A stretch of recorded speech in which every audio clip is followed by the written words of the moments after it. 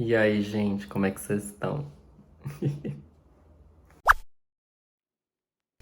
Ei, gente, tudo bom? Meu nome é Adalmo, esse é o Gira Trinco, esse é o 19º vídeo do canal, e hoje eu vou falar sobre o livro O Mundo se Despedaça, do Chinua Achebe. Esse livro é de 1958, ele foi publicado pela Companhia das Letras e ele custa R$ 59,90. Vamos pro vídeo? Então, gente, vamos começar falando que esse livro serve como fundação para boa parte do que a gente entende como romance contemporâneo nigeriano. Então, esse livro ajudou a influenciar a gente como a Chimamanda, como a Buki Emeketa, como aquela autora de Fica Comigo, ou Fique Comigo, que eu esqueci o nome, eu vou colocar aqui. E esse livro, ele é também um livro que foi publicado 2 anos antes da Nigéria se tornar independente. Isso vai ser relevante mais pra frente no livro. Eu não sabia que tinha demorado tanto tempo para a Nigéria ficar independente. Isso, ai Deus, isso vai impactar o livro bem. Esse livro, ele traz um sentimento de impotência e de raiva muito grande mais pro final, especialmente. Mas eu vou chegar lá, eu vou chegar lá. E para começar falando também, não leia, é a minha sugestão, não leia a contracapa, as orelhas e o texto introdutório desse livro. Por quê? Porque eu recebi muito spoiler. Mas assim, eu digo spoiler porque eu digo de coisas específicas do livro que não precisava ser falado, nada disso precisava ser falado nas orelhas, na contracapa, e acho que atrapalhou minha leitura e por isso que eu estou falando para vocês. E sobre o que é este livro? Este livro é sobre o Okonkwo, que ele é um guerreiro, ele é um homem muito forte, ele é um agricultor, ele planta muito inhame, e inhame é um alimento masculino na aldeia dele. E basicamente é uma pessoa de muito sucesso dentro do sistema em que ele vive. E ele também é uma pessoa muito difícil, uma pessoa muito violenta, e uma pessoa que vai ter que lidar com as consequências disso, porque ele tem um,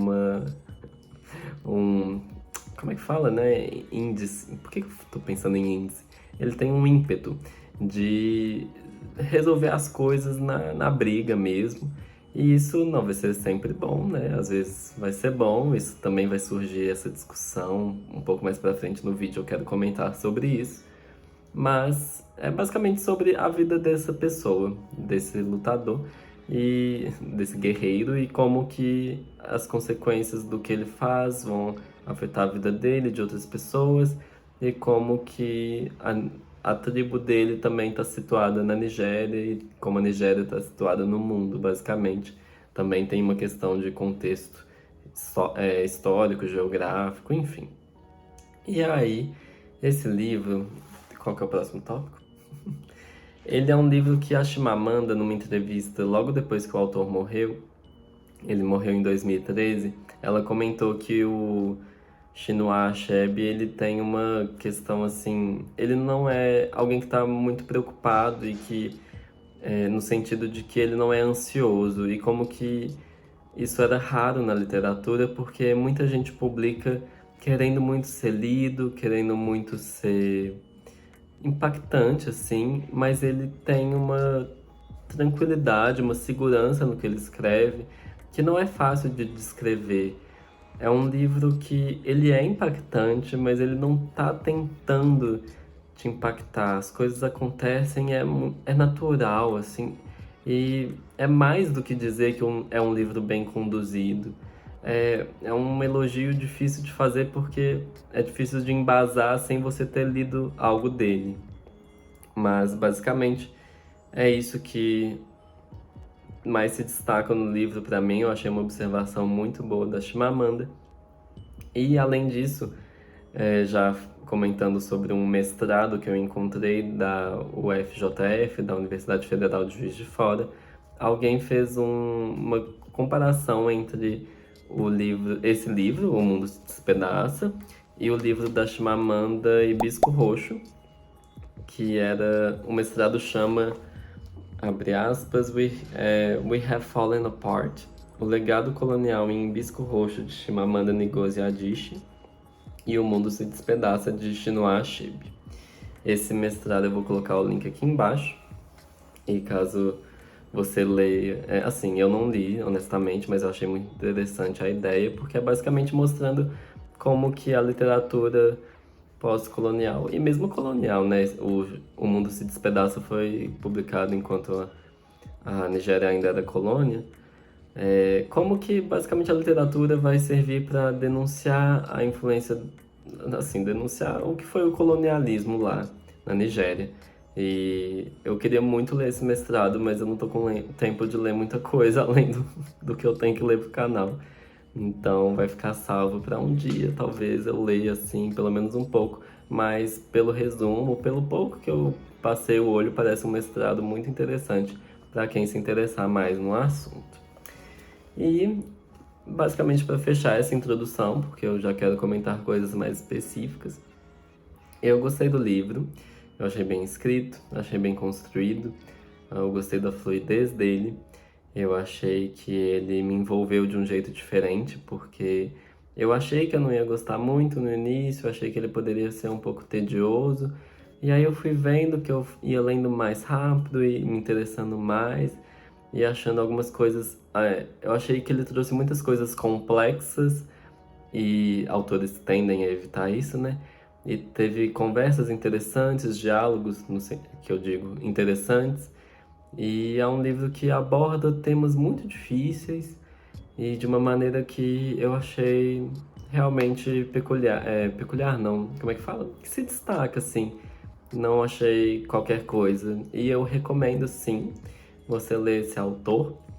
Eu só fico em dúvida se eu recomendo esse livro ou A Flecha de Deus, porque dizem que A Flecha de Deus é a obra-prima dele, que é aquela coisa que, sei lá, parece que se você ler A Flecha de Deus, parece que vai ser mais interessante. Não sei, mas esse aqui eu recomendo sim, por si só, eu acho que ele se sustenta. E eu esqueci de comentar uma coisa mais cedo, como que eu fui parar nesse livro, né? Eu fui na livraria e eu queria ler alguma coisa de algum autor preto internacional, algum homem especificamente. E eu achei muito difícil de achar. Eu já li o James Baldwin, então eu queria trazer alguma outra coisa dele, mas não tinha na livraria no momento. E eu achei muito, muito difícil de achar autores negros. Assim, brasileiros existem alguns, é mais fácil de encontrar, mas internacional eu achei muito difícil. Eu acho que tem uma escassez disso no mercado e me preocupa porque, assim, eu realmente tive que parar para pensar e ficar assim: cadê esses autores? Quem são esses autores? E eu só conseguia pensar na Nigéria e no James Baldwin. E eu realmente não tô conseguindo lembrar de outro autor negro relevante no cenário internacional que não sejam. Assim, tem outro nigeriano que eu esqueci o nome agora, desculpa. Mas tirando esses três, eu realmente nada me vem à cabeça, nenhum outro nome. Então, fiquei preocupado. Mas é isso, recomendo. E vamos para os spoilers leves. Bem, a primeira coisa que eu vou trazer aqui para os spoilers leves é como os provérbios são muito importantes para o povo Ibo, não sei falar honestamente. Pronúncias nesse vídeo não leve nada a sério, sim, eu posso estar falando muito errado. Eu não consegui pesquisar isso antes de fazer o vídeo, mas basicamente provérbios são muito importantes para a cultura deles, para a aldeia. E é muito legal como isso é inserido no livro e como você vai vendo uns provérbios que é muito interessante e gostei muito desse aspecto. E além disso, a vida na aldeia, as tradições que eles têm, a cultura deles, eu achei muito bem trabalhado porque não é aquela coisa em que é listado assim o que é feito, o que é comemorado, o que é uma cerimônia X ou Y. São coisas que são incluídas na narrativa de uma forma muito natural. E natural não é o termo certo, mas assim, é tão verossímil que eu falo natural. E gosto muito, achei bem interessante, não é de uma forma, obviamente, antropológica, assim, e você só tá vendo a vida dessas pessoas e é isso, não é com um tom de curiosidade, é só a vida acontecendo, o que que eles comem, e achei muito bem escrito. E próximo tópico, o fato do Okonkwo ser uma pessoa difícil é uma coisa muito impactante no livro, porque não é que ele é só uma pessoa difícil do tipo, ah, eu sou teimoso. Ele é violento.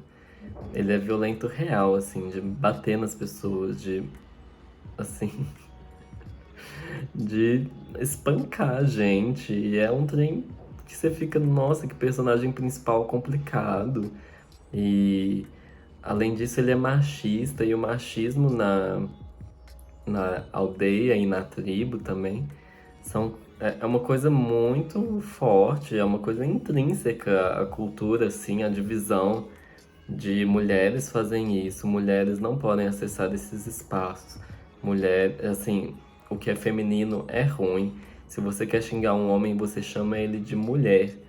E assim, você vai lendo o livro e é óbvio que você entende de onde vem isso, assim, no quesito histórico, que isso existe, mas não deixa de ser um pouco, não é engraçada a palavra, mas você fica meio Jesus Cristo, é muito na cara e é bom que seja mesmo, porque eu gosto, acho que em alguma parte, orelha, em texto introdutório, fala que o Chinua Achebe não tá tentando mostrar que aquela tribo era perfeita e que tava tudo bem e que era só a gente convivendo harmonicamente.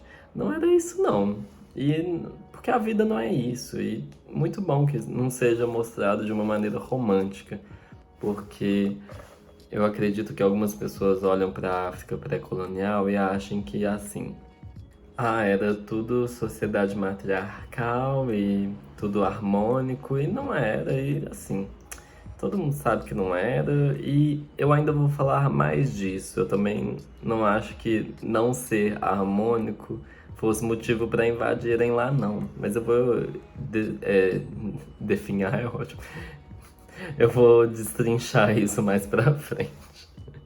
Agora, outro tópico, inclusive falando de violência, é que lá na sociedade deles, isso é uma coisa bem pequena, assim, mas eles tinham uma semana da paz, que era tipo o momento entre a colheita, assim, entre semear e colher, uma coisa assim, em que não se podia basicamente brigar com ninguém, tinha que ter uma convivência pacífica com seus iguais, com seus irmãos. Eu achei isso muito engraçado no sentido de que a gente fez um filme, nós, eu digo a sociedade ocidental, em que basicamente a gente queria entender melhor o conceito de e se a gente fizesse uma noite em que todos os crimes estão permitidos? O que que isso ia fazer? E eu gostei desse filme, que é Uma Noite de Crime, apesar de, não sei lá, ele tem uma ideia interessante. Mas eu achei esse contraste entre uma semana de paz e uma noite de crime, eu associei na hora, assim, eu falei, Jesus Cristo, olha a diferença do que a gente está propondo na sociedade. E é óbvio que não existe lugar que tem noite de crime, mas só a ideia ser mais interessante, vender mais do que uma semana de paz, achei engraçado. Enfim, próximo tópico. O livro, ele vai falar. Eu quero trazer isso nos spoilers leves, porque nos spoilers pesados eu achei que eu ia aprofundar de um jeito não muito interessante e já vale a pena comentar nos spoilers leves. Mas o livro vai falar muito sobre como é difícil você equilibrar o que vale a pena de manter, quais tradições manter e quais tradições quebrar, e como isso é um equilíbrio realmente muito difícil, porque você quer evoluir, você quer mudar, e isso envolve conflito, mas você quer manter algumas coisas meio que sob controle, né? Tem uma questão de ego ali também, de saber onde cada coisa vai estar, mas essa coisa conservadora é um tópico importante para o livro, porque o personagem principal, ele é bem conservador, e você entender por que ele é assim, é basicamente o início do livro, assim, e como que ele obtém sucesso na vida dele, mas a gente vê como que isso vai ser mudado ao longo do livro, e é bem interessante, é uma discussão que eu acho muito difícil, porque muito se fala de, sei lá, manter tradições, essa questão de família, e ao mesmo tempo, se a gente fosse manter todas as tradições, a gente não teria evoluído nada do pouco que a gente evoluiu como sociedade.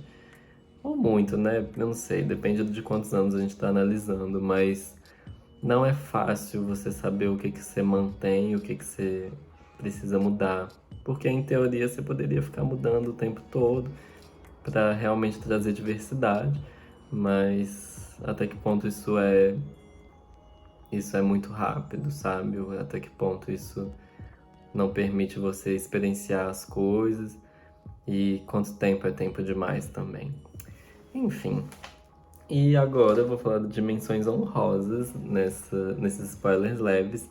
Primeiro, é assim, isso só vai fazer sentido para quem lê o livro, mas o Obierica é o meu personagem favorito. É o personagem que eu mais me identifiquei. Ele é um personagem que ele é muito sensato, ele é amigo do personagem principal. E achei bom ele estar lá, ele é um personagem relativamente relevante, mas não sei, eu só senti um carinho, eu queria muito falar um beijo, Bieri, que eu sei que você não existe na vida real, mas fica um beijo pra você. E outro tema, aí eu vou precisar ler uma parte do livro que eu achei Eu preciso trazer isso porque eu odeio muito o ditado. Como é que é?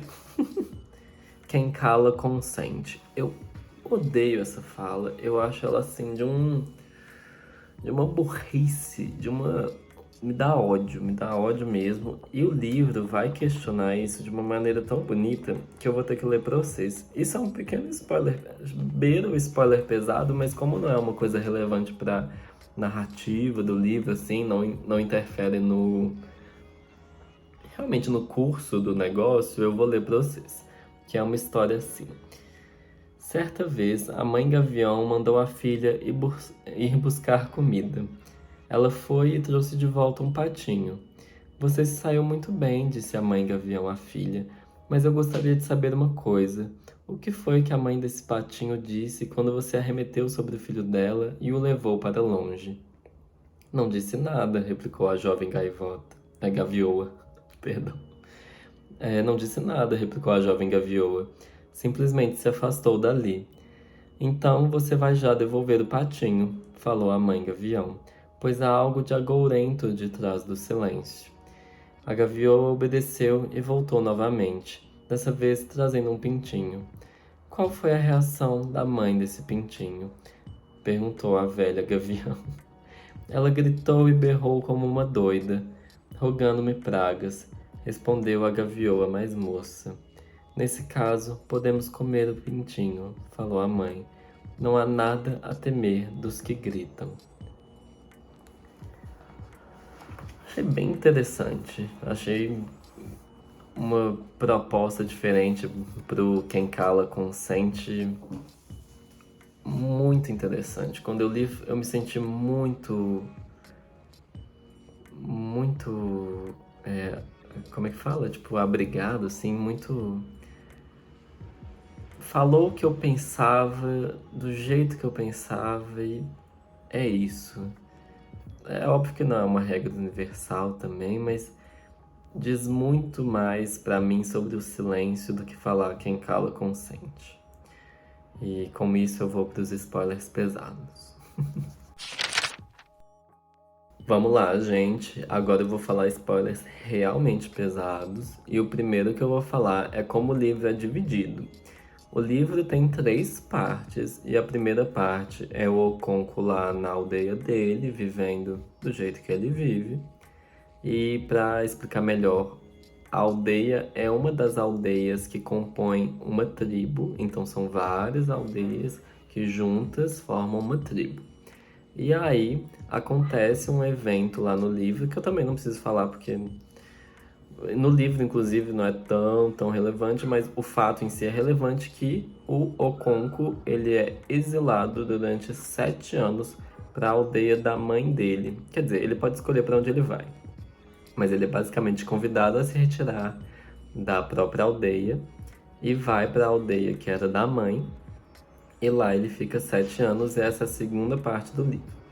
A terceira parte é a parte em que ele volta para a aldeia dele de novo. E o que eu tenho para comentar sobre essas partes?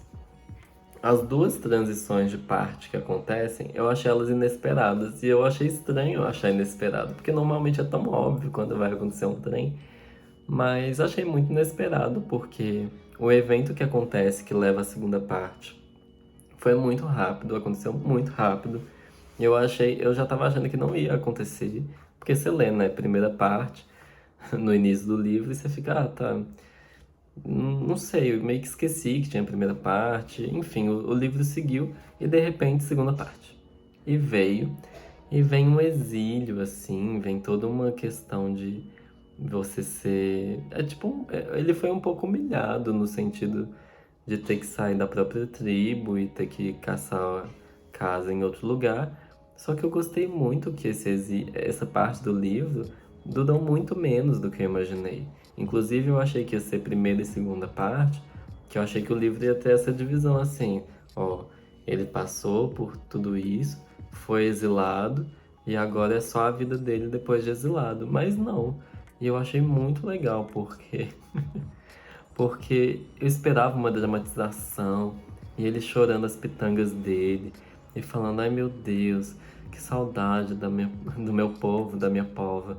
E não, e eu achei ótimo. Os anos passavam assim, porque na realidade ele só tava, nossa, fudeu, né? Tipo, eu não posso fazer muita coisa. É óbvio que ele tava com raiva, mas não era um sentimento que movia tanto as coisas. E ele não refletia tanto.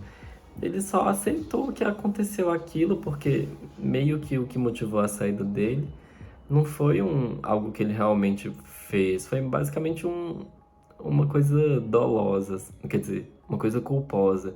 Então, ele falou: ah, vou reconstruir minha vida, tô meio cansado de ter que fazer isso, mas vamos lá.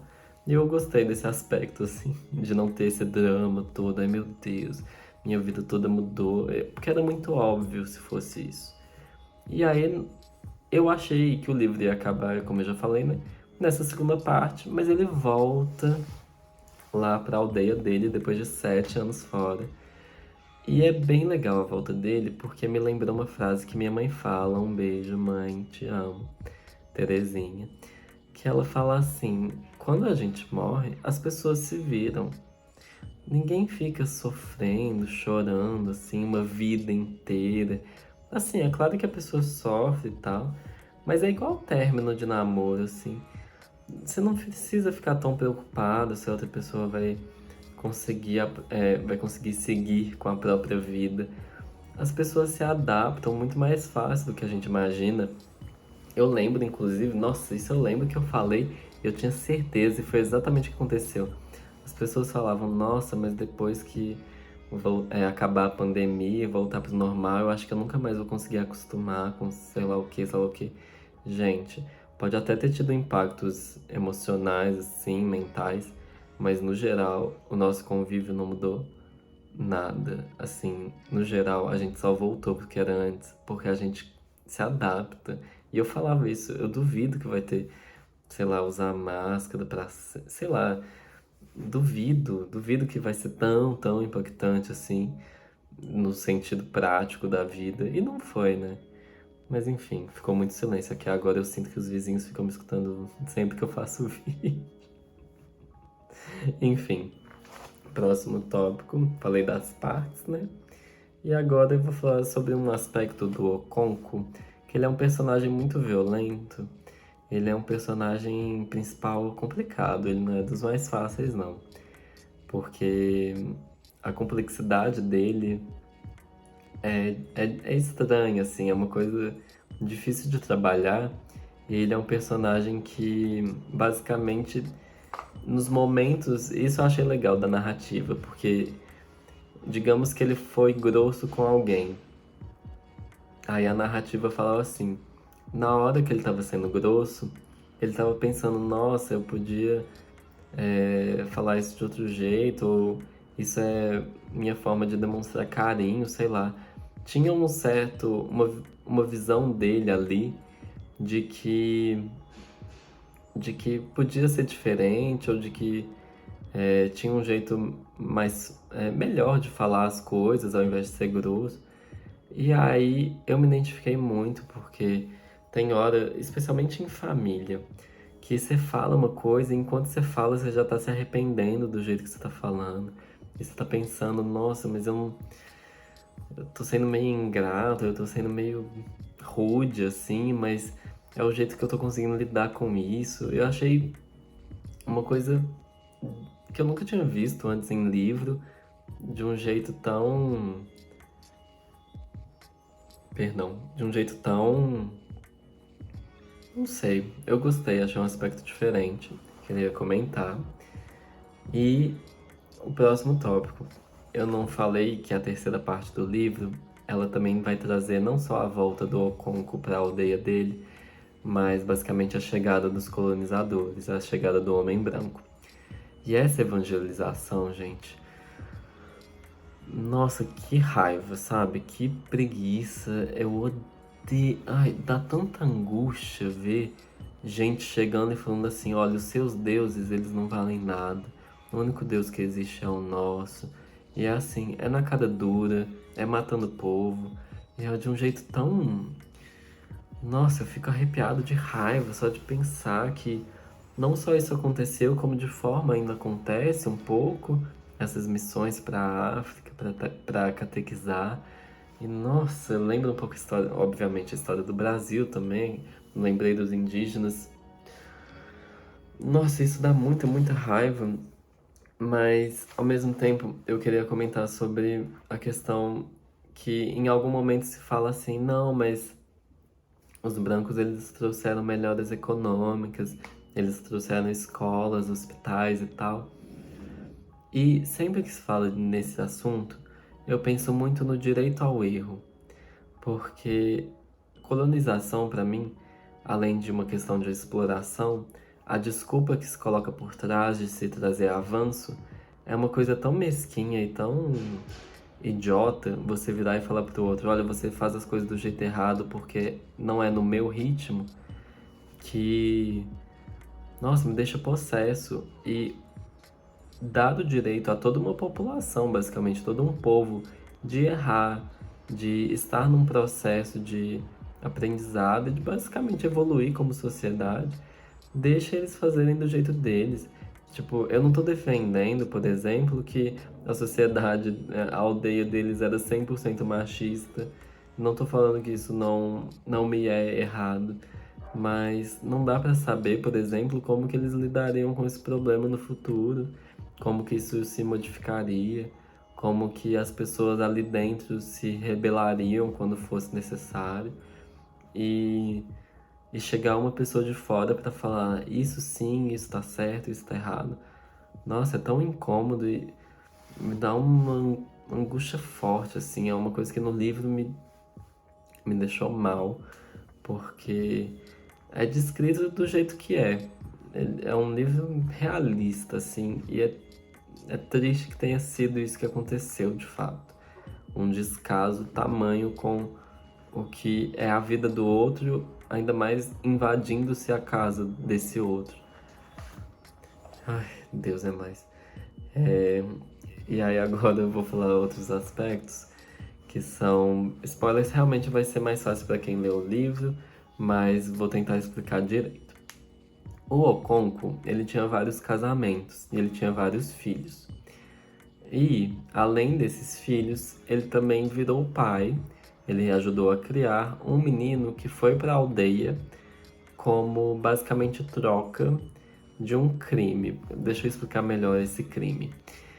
Uma pessoa de outra aldeia matou, na própria aldeia da pessoa, sim, matou uma menina da aldeia do Okonkwo. Ou seja, temos a aldeia do Oconco, e em outra aldeia, alguém da aldeia dele foi assassinado. No que essa menina foi assassinada, eles falaram assim, eles chegaram e falaram, nossa, vocês mataram uma das nossas, então a gente quer uma virgem, essa questão machista é muito forte, a gente quer uma virgem de vocês e um outro menino que será usado para sacrifício. Ou seja, é tipo uma vida por outra vida e uma virgem de bônus. Enfim. E aí, esse menino que chega como sacrifício, ele é o Ikemefuna, que vai virar filho do Oconco. Tipo, ele vai ser criado pelo Oconco.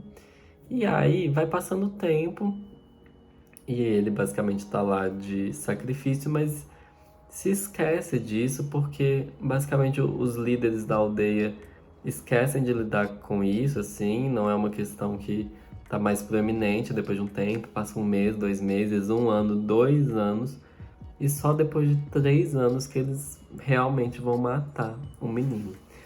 E a morte desse personagem, gente, é muito triste, porque quem mata ele no fim das contas é o Oconco, que era tipo um pai pra ele.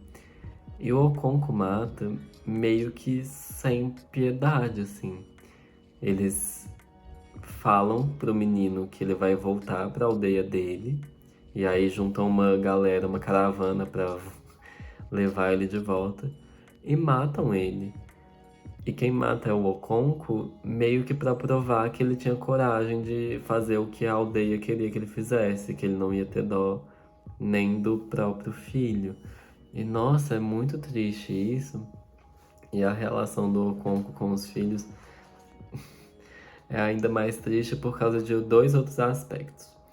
Primeiro, a filha dele, que chama Exima, é um nome muito difícil de não falar enzima, mas é o nome Exima. Ela é a filha favorita dele. E o machismo grita nessas horas porque ele fica querendo que ela. Ele fica falando pra ele mesmo: nossa, que pena que você nasceu mulher, que pena que você nasceu mulher. Nossa, por que você não nasceu homem? Meu Deus. Porque ele sente que ela é a que mais se assemelha a ele, quem melhor entende ele, quem basicamente vai ter maldade pros negócios, quem basicamente seria uma boa filha pra ficar com o legado dele. E. Ah, isso é tão incômodo também, o jeito que ele. Tipo, ver ela como uma opção da melhor herdeira nunca é opção, ele só fica com esse ressentimento. Nossa, você não é um homem, você não é um homem. Ai, é cansativo, porra, um conco. Evolui, mas assim, acontece isso no livro. Mas a relação principal entre pai e filho que me levou a refletir é com o filho dele que chama Noye. E o Noye, ele não é o que se espera de um homem na sociedade ali, na aldeia. E ele não é trabalhador o suficiente, ele é dito como meio preguiçoso. E olha que eu nem sei se é tanto assim. Mas o pai fica falando, nossa, na sua idade eu era assim, assim, assado. E, gente, isso não mudou nada atualmente. Tem muitos casos de pais e filhos que é exatamente assim. E qual o paralelo que eu fiz? Essa relação pai e filho é muito engraçada. Assim, pode ser com mãe também. Mas essa questão de o pai olhar para o filho e pensar assim, nossa, onde foi que eu errei? Como que eu criei você? Como que você é o produto do esforço que eu coloquei na criação? E como isso é triste, essa expectativa irreal sobre outro ser humano. Mas além disso, o filho também, eu acho engraçado filhos. Eu nem lembro, honestamente, se o Noi chega a falar isso. Mas o Noi não gosta do pai. E muitos filhos nessas situações pensam assim: nossa, o que eu tenho de ruim vem do meu pai, vem da minha mãe. Tipo, é culpa deles. Foram eles que injetaram em mim. Enfim, achei esse aspecto muito interessante no livro. E vamos para o próximo tópico. Nossa, esse é um tópico muito interessante, porque, como eu citei há muito tempo atrás no vídeo, o Okonkwo, ele é muito relevante politicamente também. E ele vai participar de discussões importantes na aldeia dele e tal. E ele é uma pessoa violenta. Então ele tem uma vontade de lidar com algumas coisas de uma maneira assim, impulsiva, de uma maneira tipo, nossa gente, vamos resolver isso na porrada, vamos guerrear e tá. E a pessoa que ele mais odeia no livro é tipo o cara que consegue convencer a galera de que não precisa brigar, de que não precisa, sei lá, vamos com calma. E é muito interessante, eu acho essa uma discussão muito complicada de como você lida com o problema que surge. Porque muitas vezes, se você ignorar o problema, se você focar em outras coisas da sua vida, o problema realmente vai deixar de ter o peso que ele tem e pode até ser resolvido. Mas ao mesmo tempo, quando você ignora uma coisa e ela não passa, era melhor que você tivesse lidado com aquilo no impulso, na hora que aconteceu, e realmente ter rebatido, ter confrontado imediatamente, ao invés de fazer aquela coisa se alongar. E, ao mesmo tempo, me lembra muito a situação, por exemplo, de bullying. Porque eu escutei recentemente uma mãe virando pro filho e falando assim: Nossa, por que que você não reagiu quando os meninos fizeram isso? E eu fiquei muito incomodado porque você tá pedindo pra criança saber lidar com o conflito. Assim, ela meio que ficou incomodada que ele não bateu de volta, sei lá, não respondeu na hora. E é muito difícil você ser vítima de uma opressão ou de qualquer tipo de violência, porque se espera que você reaja de uma certa forma para que aquilo não aconteça nunca mais, porque se tem uma ideia de que se você reage primeiro de uma forma, nunca mais vão mexer com você, sabe? Mas isso nem sempre é verdade. Na verdade, isso pode só alimentar um ódio naquela outra pessoa para fazer pior da próxima vez. E é muito complicado analisar as situações e realmente discernir sobre o que você vai fazer. E o jeito que o livro trata disso é muito interessante porque tem uma questão de colonização ali. Então, eles ficam meio assim, nossa, devia ter expulsado os brancos assim que eles chegaram. Aí os outros falavam, não, mas se expulsasse os brancos, tipo, se expulsasse os brancos ia chegar mais branco, na verdade, depois ia matar a gente, igual eles mataram outras pessoas, outras tribos. Isso me lembra, inclusive, o Kindred, que é um livro que eu gostei bastante, e que a proposta dele, a premissa dele, é uma mulher que ela tá lá nos anos 50, não sei, ou os anos 20. Acho que é na década de. Na década é ótimo. No século 20. E ela tá lá vivendo a vida dela, é uma mulher negra. E ela basicamente era teletransportada para a época da escravidão. E ela fica meio tipo, o que que eu faço? Porque muita gente pensa assim, não, porque se eu tivesse a consciência que eu tenho na época da escravidão, eu ia fazer isso, isso e isso. E eu ia, sei lá, libertar o povo negro. E assim, gente, o Kindred, dando um pouquinho de spoiler do Kindred, é sobre como é complicado você realmente estar dentro de um sistema e de você ter que fazer o que você consegue ali, porque você é só uma pessoa e você está sendo oprimido por todo um conjunto de, sei lá, é muito maior do que você aquilo que te oprime. Então, o que que você faz com isso? Como você realmente vai lidar com uma situação, com todo um contexto, com toda uma história que te afeta? E isso não é uma discussão fácil, eu não vim aqui para falar, é só fazer isso, mas eu tenho certeza que não é uma discussão que acaba em um dia, na verdade, eu acho que ela nunca acaba. E o último aspecto que eu tenho para falar é sobre o final do livro, que é o final, assim, nossa, é muito triste, eu fico até meio emocionado, porque o final do livro é basicamente eles têm um conflito entre a tribo e os brancos, que faz com que a tribo destrua a igreja que eles construíram. E no que a igreja é destruída, os brancos vão reagir e falar assim: vocês não vão fazer isso com a gente de novo. E aí eles meio que prendem os líderes da tribo e depois soltam. E no que eles são soltos, acontece uma reunião geral. E nessa reunião geral, o Okonko tá querendo muito guerrear, tá querendo reagir. E basicamente ele reage. Eu tô querendo não dar tanto spoiler, mas digamos que ele basicamente mata uma pessoa. E todo mundo que tá na reunião, que é basicamente a tribo inteira, todas as aldeias ali, o povo fica muito chocado. E naquele momento, é um momento muito interessante do livro, porque ele faz basicamente o que a reunião já estava querendo fazer, que era guerrear. Só que na hora que ele faz, o povo não vai junto. E no que o povo não vai junto, ele fica muito tipo, nossa, gente, vocês... o instinto, assim, isso não é falado, mas o que eu li foi, ele fica assim, nossa, se o instinto de vocês não é querer combater frente a frente, não é querer guerrear agora, ele dá uma desanimada assim, vai embora e ele se suicida.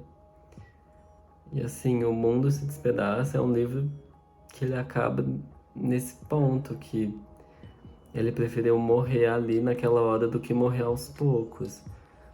E é triste porque esse livro ele foi publicado 2 anos antes da independência da Nigéria. E a última frase dele é basicamente um homem branco falando assim, praticamente o líder do distrito ali que eles criaram. Ele falando assim, ah, não, porque eu vou fazer meu livro e tal. E nossa, esse episódio do suicídio eu acho que dá até uma página, dá até um parágrafo do livro. E você tá acabando de ler o livro sobre a história do Okonko. E ironicamente é um livro inteiro e que, assim, é uma vida inteira que o branco vira e fala. Acho que dá um parágrafo no meu livro. E, nossa, mexeu, bateu. Esse livro bateu diferente e, nossa, eu não sei como eu leria ele se eu fosse nigeriano. É uma coisa que, nossa, eu tô arrepiado, assim, enfim. Vamos pra conclusão, desculpa.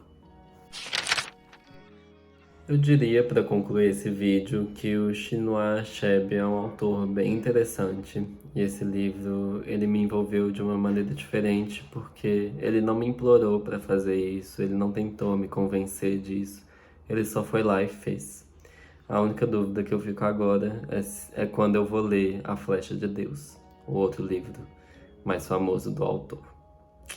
E é isso, gente. Muito obrigado por terem assistido até aqui. Muito obrigado quem está inscrito no canal, quem está curtindo os vídeos. Eu, apesar da dificuldade que é ler um livro por semana, eu estou adorando fazer isso. E até semana que vem para o 20º vídeo do canal. Um abraço, um beijo. Fiquem com Deus.